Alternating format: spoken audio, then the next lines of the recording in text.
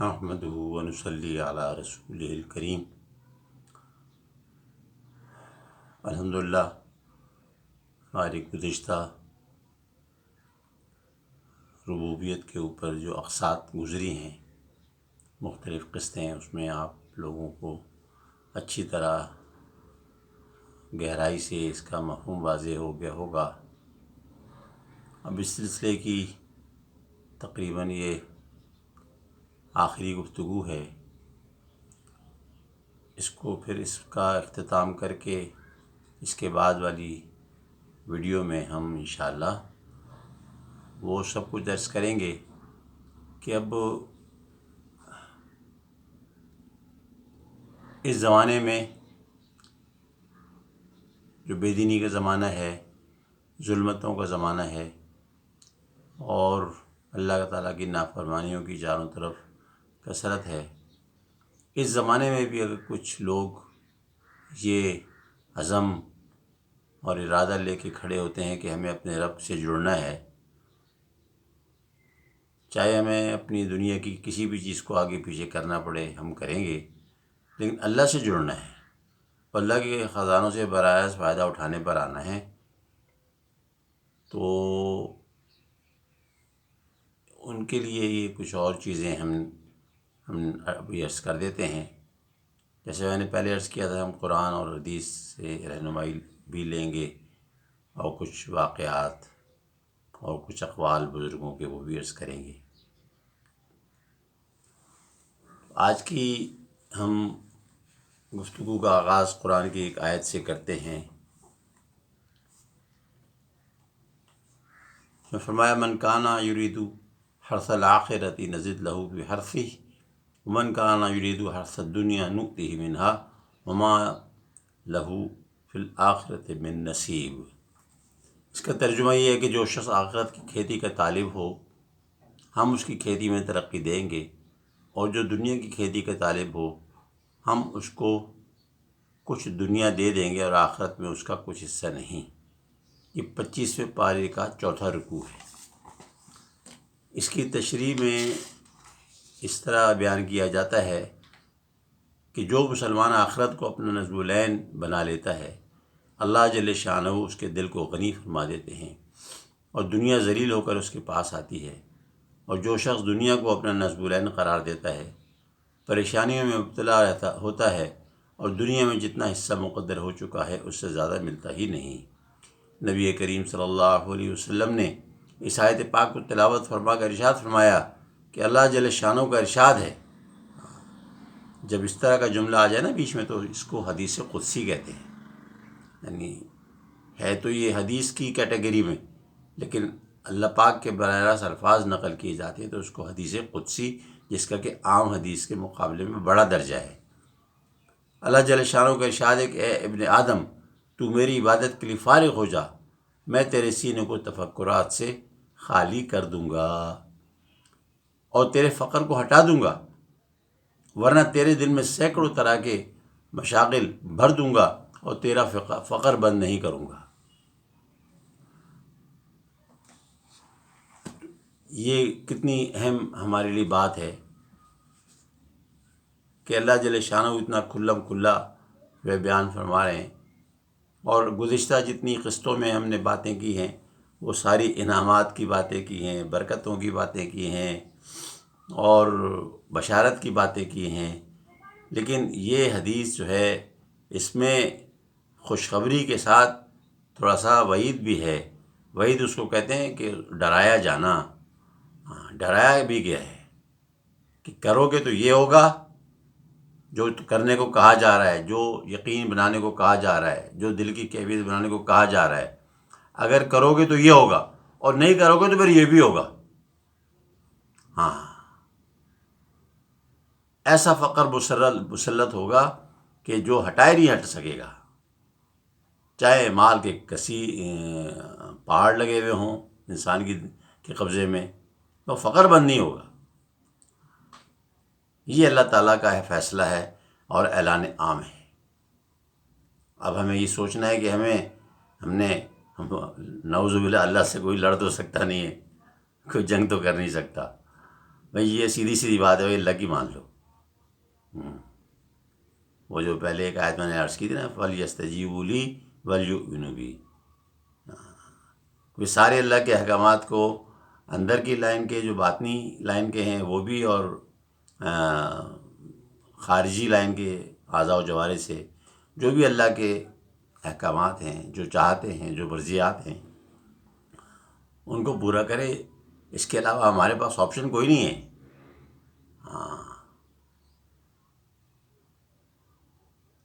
اللہ کے قدموں میں ہی ہمیں پناہ ملے گی، جو ملے گی،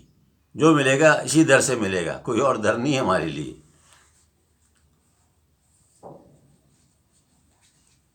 اسی طرح اس قرآن کے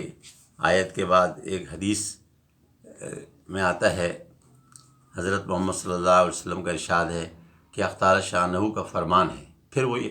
حدیث آ گئی، وہ حدیث قدسی آ گئی کہ اے آدم کی اولاد، تو میری عبادت کے لیے فارغ ہو جا، میں تیرے سینے کو غنا سے پر کر دوں گا اور تیرے فقر کو ظاہر کر دوں گا، اور اگر تو ایسا نہیں کرے گا تو میں تجھے مشاغل میں پھانس دوں گا، تیرا فقر ظاہر نہیں کروں گا۔ متعدد احادیث میں مختلف الفاظ سے مضمون وارد ہوا ہے کہ حضرت کہ جو شخص ہمتاً اللہ جل شانہ کی طرف متوجہ ہو جائے، اسی کا بن جائے، تو اختار شانہ اس کی ہر ضرورت کو خود پورا فرماتے ہیں،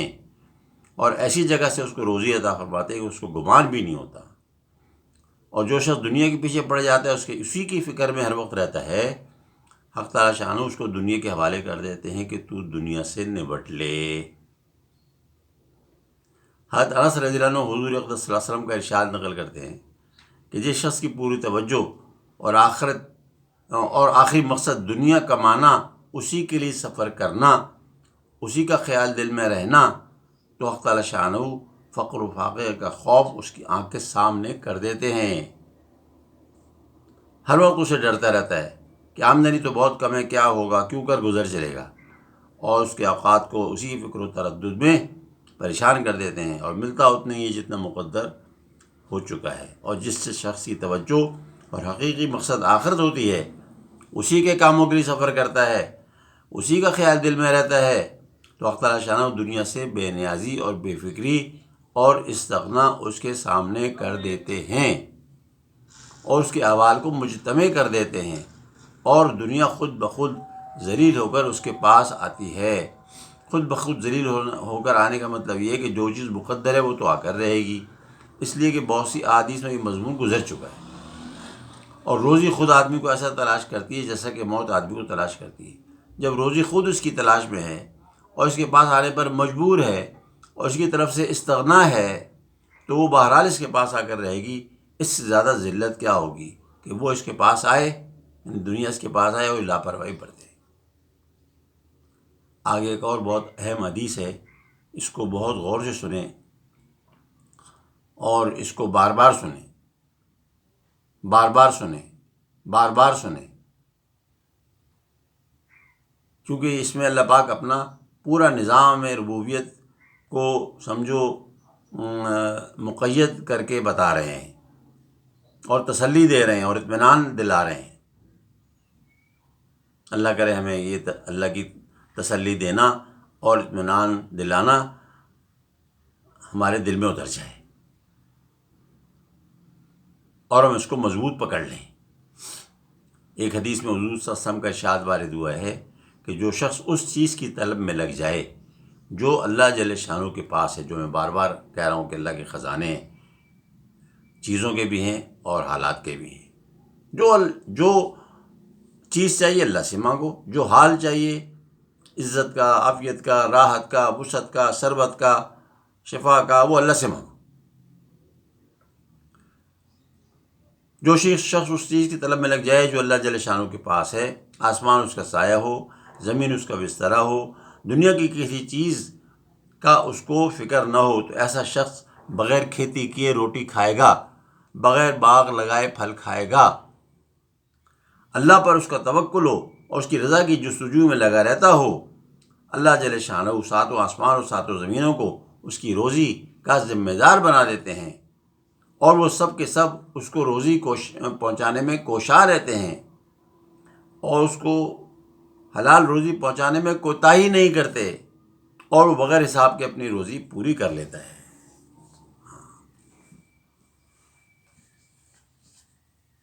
تو یہ باتیں جو ہیں ہم اگر اختیار کر لیں گے تو ہمارا فائدہ ہے، نہیں اختیار کریں تو ہمارا نقصان ہے۔ اللہ کا کیا نقصان ہے؟ کچھ نقصان نہیں ہے۔ ایمان پر اور تقوی پر اور توکل پر اللہ جو دیتے ہیں ایسی جگہ سے دیتے ہیں جہاں اس کا گمان بھی نہیں ہوتا، اور پاکیزہ زندگی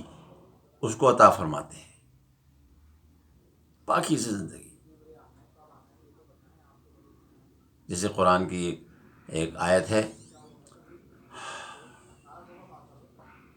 من عمل صالحا من ذکر او انثی وهو مؤمن فلنحیینہ حیاتا طیبہ، جو بھی نیک عمل کرے گا، مرد ہو چاہے عورت ہو، اور مومن ہو، ایمان والا ہو، ایمان پکا ہو اللہ کی ساری صفات پر، تو ایسے شخص کو، ایسے لوگوں کو اللہ پاک طیب زندگی عطا فرمائیں گے۔ اور اس میں دونوں مراد ہیں، آخرت کی بھی دنیا کی بھی۔ جب اللہ کسی کے لیے فیصلہ کر دے طیب زندگی کا، اچھی زندگی کا، خوشحال زندگی کا، تو پھر اس کو اور کیا چاہیے؟ ایک اور جگہ آتا ہے کہ جو اللہ نے کتابیں نازل فرمائی ہیں، اگر یہ لوگ ان کتابوں پر عمل کرنے والے بن جائیں تو ان کے قدموں کے نیچے سے بھی رزق امٹ امٹ کر آئے گا، اور ان کے اوپر سے بھی رزق بارش کی طرح برسے گا۔ قرآن کی آیت اس کا یہ موٹا موٹا مفہوم ہے۔ اب ہم خود ہی انصاف کر لیں کہ ہم اپنے ساتھ جو ہے کیا معاملہ کر رہے ہیں، کتنا ہم اپنے زور بازو پر، اپنے وسائل پر، اپنے ہنر، اپنی ڈگری، اپنی پڑھائی پر تکیہ کر رہے ہیں، اور کتنا ہم اللہ کے اوامر اور حضور والی زندگی کو اختیار کر کے اور اس کے اوپر عملی طور پر کھڑے ہو کر ہم اللہ کی قدرتوں سے براہ راست فائدہ اٹھائیں، اللہ کے خزانوں سے براہ راست فائدہ اٹھائیں۔ اگر اللہ یہ اعلان کر رہے ہیں کہ تم میری مانو گے تو زمین سے کے نیچے سے بھی رزق امٹ امٹ کر آئے گا، اور اوپر سے بھی رزق آسمان جو ہے تمہاری طرف بارش کی طرح برسے گا۔ کم بیش مفہوم یہ ہے۔ تو جو وَلْيَسْتَجِيبُوا لِي کے بعد کیا آتا ہے؟ وَلْيُؤْمِنُوا بِي، کہ اب اس پر مجھ پر بھروسہ بھی رکھیں، جو میں اپنی بندیوں سے وعدے کر رہا ہوں کہ یہ میں دوں گا، یہ میں ایسا کروں گا، تم ایسا کرو گے تو میں ایسا کروں گا۔ تو ہمیں چاہیے کہ اللہ پہ بھروسہ بھی تو کریں، اللہ پہ ایمان رکھیں، بھروسہ رکھیں کہ یہ جیسے کہا جا رہا ہے ایسے ہی ہوگا۔